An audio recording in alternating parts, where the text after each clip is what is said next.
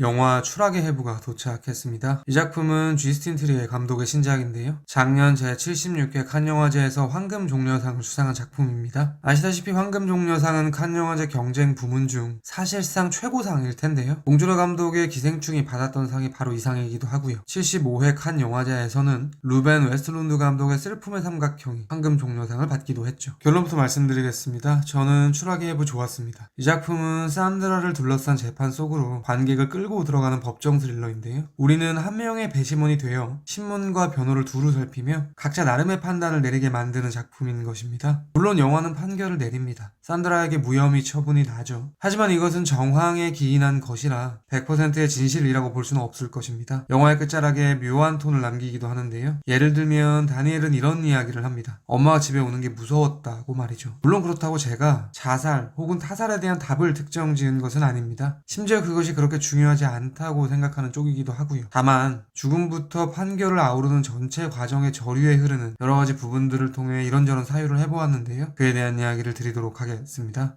결국 저에게 추락의 해부는 4가지 키워드로 압축되는 작품처럼 느껴집니다. 스탠리 큐브릭의 샤이닝 혹은 스티븐 킥의 샤이닝, 스눕과 사뮤엘 혹은 스눕과 뱅상, 청각과 시각, 그리고 마지막으로 메타 영화적 측면에 대한 이야기까지 결말 해석을 포함해서 순차적으로 하나씩 말씀드리도록 하겠습니다. 추락의 해부 끝장 리뷰 지금 시작합니다. I need you to be precise. Tell me everything. Yes.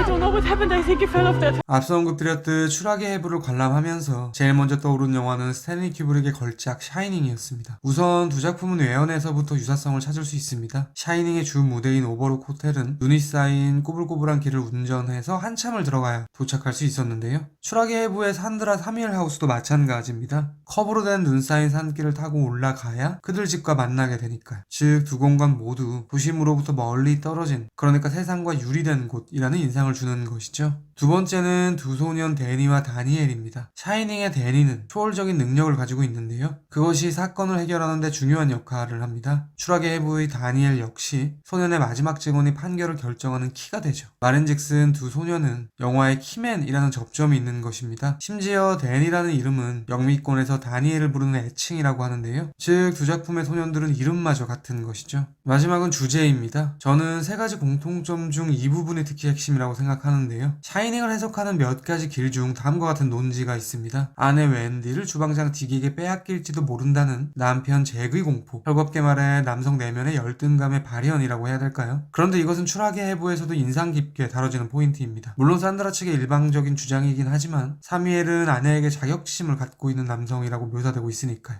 그러니까 저에게 추락의 해부는 가해자 여성 대 피해자 남성 혹은 아내에게 열등감이 있는 남편이라는 관점으로 접근 가능한 작품처럼 보이는 것입니다. 영화에는 사무엘이 작업 중 큰 볼륨으로 틀어놓는 음악이 여성 혐오곡이라는 설정도 있었죠. 이러한 저의 접근은 다니엘의 맹인 안내견 스눕을 통해서도 구현 가능할 것 같은데요. 결론부터 말씀드리겠습니다. 저에게 스눕과 사뮤엘은 포개져 보입니다. 우선 영화에서 대사를 통해 둘 사이의 관계가 정리입됩니다. 다니엘의 마지막 증언, 소녀는 아버지와 차에서 나누었던 이야기를 기억해내죠. 사무엘은 스눕에 빗대어 자신의 자살에 대한 암시를 했는데요. 다니엘은 그땐 몰랐는데 알고 보니 그것은 아빠의 이야기였다고 말합니다. 즉 스눕은 사뮤엘인 것입니다. 그런데 이러한 직접적인 대사를 차치해도 영화의 도입에서부터 이미 사미엘의 자리를 스눕이 채우고 있습니다. 추락의 해부는 학생 조에가 논문 관련하여 산드라를 인터뷰하는 것으로부터 시작되는데요. 대화 중 위층에서 시끄러운 음악 소리가 들리고요. 이에 대해 산드라는 남편이 자신을 짜증나게 하려고 틀었다고 말합니다. 결국 인터뷰는 중단되죠. 그런데 영화는 위층에서 작업을 하는 사미엘에 대한 어떤 이미지도 제공하지 않습니다. 튀어오는 공을 짚기 위해 계단을 내려오는 스눕의 모습만이 나올 뿐이죠. 위층에 있는 남편의 이야기가 나오는데 위층에는 스눕이 있다는 정보만 제시되는 것입니다. 저에게는 사뮤엘과 스눕 사이에 등호를 형성하는 영화적 표현처럼 느껴지더라고요. 조금 더 파보면요. 물론 다소 갸우뚱하실 수도 있는데요. 저는 어쩌면 사뮤엘과 스눕이 비유로서의 일치를 넘어 실제로 사뮤엘의 영혼 같은 것이 스눕에게 비인이 되었을지도 모른다는 생각을 갖고 있기도 합니다.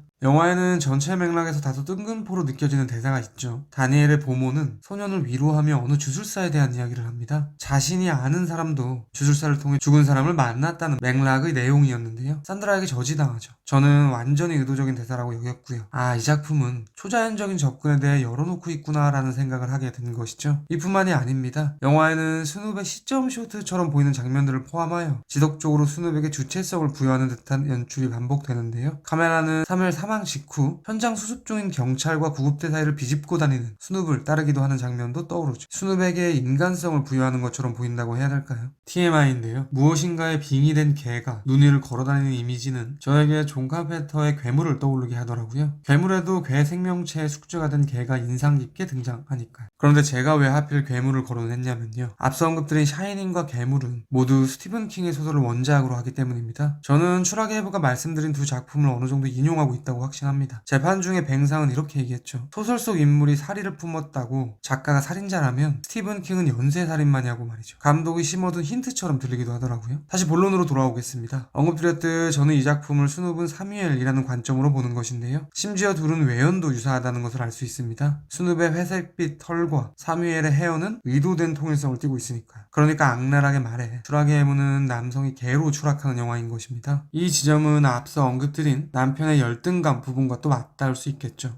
한 발 더 들어가 영화에는 스눕과 닮은 인물이 한 명이 더 있는데요. 바로 뱅상이 그렇습니다. 그 역시 헤어스타일, 심지어 눈매까지도 스눕과 유사하죠. 즉 저에게는 뱅상 역시도 결국 산드라의 개로 추락한 남성처럼 보이는 것입니다. 챕터 1의 마지막으로 그에 대한 이야기를 드리도록 하겠습니다. 산드라와 뱅상의 관계는 극이 흐를수록 서서히 변모합니다. 사건 직후에는 산드라가 뱅상에게 의지하는 모습을 보이죠. 현장 검증 때 경찰이 큰 목소리로 대본을 읽어달라고 하니 뱅상이 커버를 쳐주기도 하고요. 둘이 변론 리허설을 할 때 뱅상은 중간중간 지적을 하며 상황을 주도하기도 합니다. 당연하겠죠. 뱅상은 변호사이니 산드라는 그에게 기댈 수밖에 없을 것입니다. 그런데 두 인물이 술을 한잔하면서 위상은 서서히 바뀌게 되는데요. 산드라는 뱅상에게 당신의 속을 모르겠다. 진실로 나의 무죄를 믿느냐고 묻고요. 결국 그렇다는 답을 받아냅니다. 또한 과거의 자신이 어땠는지 질문한 뒤 뱅상이 그녀에 대해 자세히 이야기를 하자 나는 기억이 나지 않는다는 답을 하기도 하죠. 저에게는 너는 나를 믿어야 하고 내가 너를 기억하지 못해도 너는 나를 기억하라는 일종의 약 가스라이팅처럼 느껴지기도 하더라고요.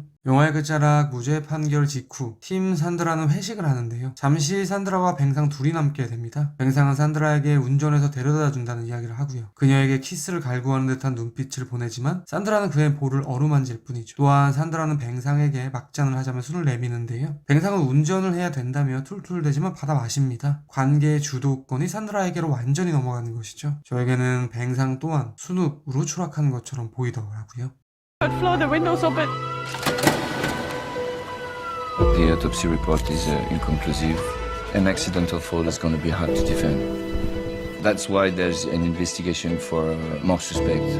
저는 개인적으로 추락의 해부에서 추락이라는 키워드가 흥미롭게 다가오는데요. 영화 속 추락은 여러 갈래로 접근 가능해 보입니다. 먼저 사뮤엘의 사망한 원인이 추락이죠. 이것은 높은 곳에서 낮은 곳으로의 위상 변화에 따른 결과물일 것입니다. 이를 공식화해서 보면 상에서 하로 가면 죽음이라고 말할 수도 있겠죠. 그런 관점에서 보면요. 산드라 사뮤엘 하우스에서 도심인 그로노블로 내려가는 것도 일종의 추락일 것입니다. 고지대에서 저지대로의 이동이니까요. 사뮤엘의 추락이 죽음이었던 것처럼 그로노블로의 추락 역시 어둠의 그림자가 드리워져 있습니다. 특히 산드라 입장에서 그런데요. 자칫 잘못하면 징역살이를 할 수도 있는 법정 다툼이 바로 그로노블에서 진행되니까요. 또한 영화 초반 인터뷰가 방해받자 산드라는 조에게 다음에 그로노블에서 보자고 말합니다. 영화에서는 검사 측의 일방적인 주장으로 나오기는 하지만 저는 추파라는 생각이 들었고요. 그렇다면 그로노블은 산드라의 외도의 장소가 될 것입니다. 사실 산드라는 이전에도 외도 이슈가 있었죠. 그러니까 그로노블로 내려가는 것은 산드라 사미엘 부부의 입장에서 부부관계의 추락이 되는 것입니다. 이러한 높낮이라는 측면으로 조금 더 파보겠습니다. 사미엘이 집의 가장 꼭대기에 게스트하우스를 준비하는 것도 위상차로 설명 가능할 것 같은데요. 저에게는 열등감을 갖고 있는 남편이 아내보다 높은 곳에 위치하고자 하는 정서의 영화적 표현처럼 보이기도 하더라고요.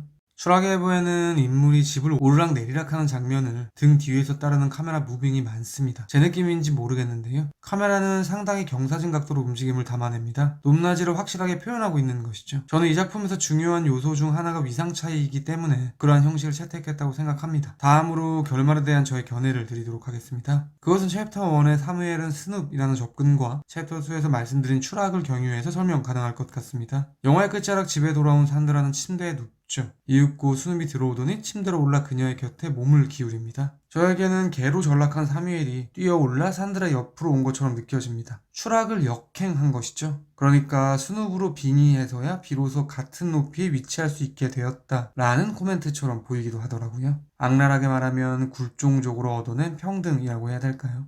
그러면 이제 리뷰의 마지막으로 추락의 해부가 메타 영화적 영화처럼 보이는 이유에 대한 이야기를 드리도록 하겠습니다. 작품 속에서 인상 깊은 설정 중 하나는 다니엘이 시각장애가 있다는 지점인데요. 그렇기 때문에 소녀는 청각이 상당히 발달해 있습니다. 그런데 영화는 반복적으로 청각 혹은 언어의 한계성을 드러내고 있기도 합니다. 예를 들면 다니엘은 자신의 청각에 의지하여 현장 검증을 하는데요. 소녀는 들은 대화가 집 밖이었는지 집 아니었는지에 대해 증언을 번복하죠. 사실 영화에는 다니엘을 차치하고서도 소리, 언어 정보가 갖는 결여에 대한 테마가 거듭 등장하는데요. 먼저 산드라와 사무엘 사이에는 언어의 문제가 있죠. 독일인인 산드라와 프랑스인인 사무엘은 영어로 타협점을 찾아 대화를 합니다. 그것이 사무엘의 불만사항이기도 했죠. 또한 산드라는 프랑스 법정에서 판결을 받기 때문에 가능한 불어를 사용해야 합니다. 그러다 보니 불편함을 겪기도 하죠. 무엇보다 재판 중에 녹취된 산드라와 사무엘 간의 부부싸움이 증거로서 공개될 때 참관인들은 영어로 된 사운드와 번역된 자막을 통해 상황을 상상하게 됩니다. 그러니까 언급드렸듯 영화는 청각 정보만 있을 때의 부정확함에 대한 코멘트를 하고 있는 것인데요. 그런데 이 불완전함을 완벽히 해소시켜주는 것이 있습니다. 그것은 바로 시각이죠.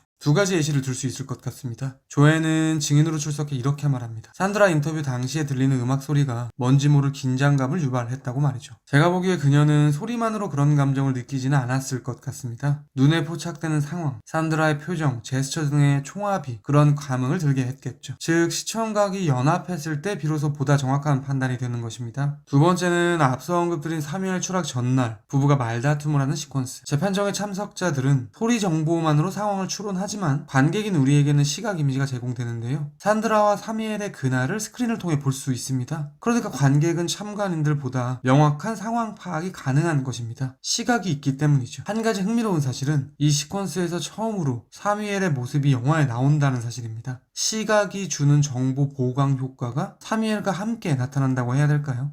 이 지점에서 저는 이렇게 정리할 수 있을 것 같습니다. 청력이 좋은 다니엘 청각, 시각 이미지가 부여되는 순간 첫 등장하는 사무엘은 시각에 대한 은유로 보인다고 말이죠. 다 즐겁게 말하면요. 시청각이 합쳐져서 묘사하는 사건이라는 문장을 한 단어로 하면 그것은 영화가 될 것입니다. 쉽게 말해 다니엘과 사무엘의 총합이 영화인 것이죠. 작품 속에서도 둘이 완벽히 합하는 순간이 있는데요. 바로 마지막 다니엘의 증언. 소녀는 아빠가 차 안에서 했던 이야기를 복귀합니다. 이때 다니엘의 음성과 사무엘의 입모양이 하나가 되는 독특한 표현이 있죠. 저에게는 시청각이 더해져 영화가 완성되는 것처럼 보이더라고요. 그런 관점에서 저에게 다니엘과 사무엘이 포개지는 이 시퀀스는 다음과 같이 보이는 것입니다. 다니엘의 마지막 증언이 산드라의 무죄 확정에 결정적인 도움을 준 것이니 영화에 의해 산드라가 구원을 받았다라고 말이죠. 이처럼 저에게 추락의 해부는 다양한 층위로 분석 가능한 영화로 느껴졌고요. 곧 열릴 아카데미 시상식에도 여러 부분 노미네이트 된 것으로 아는데요. 추이가 어떻게 될지 귀추가 주목됩니다. 추락의 해부에 대한 제 별점은 별 4개고요. 한 줄 평은 다음과 같습니다. 개로 추락해서야 비로소 얻어낸 굴종적 평등. 제가 100% 확답을 드리지는 못하겠지만 아마도 다음 리뷰는 지금 보여드릴 이 영화가 되지 않을까 싶습니다. 그리고 당연한 이야기지만 그 어떤 영화라 해도 언제나 영화는 제 리뷰보다 무조건 위대합니다. 들어주셔서 감사합니다.